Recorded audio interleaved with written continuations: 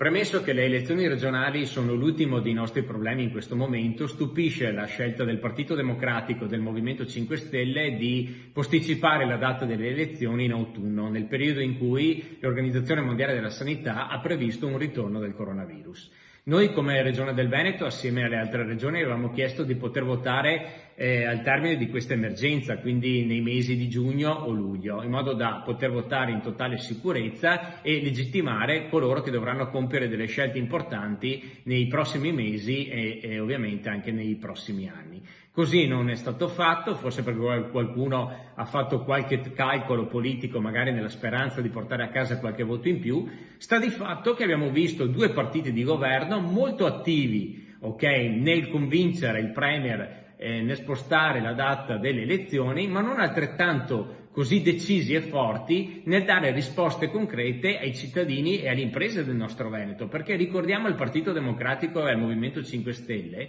che in queste settimane di sofferenza ai cittadini di questa regione non sono arrivate risposte, sono arrivate tante promesse ma pochi soldi nelle tasche dei veneti. Quindi invece di occuparsi di elezioni, questi due partiti dovrebbero occuparsi di quella che è la vera emergenza del nostro territorio, che sono la sopravvivenza delle imprese e la tutela dei posti di lavoro.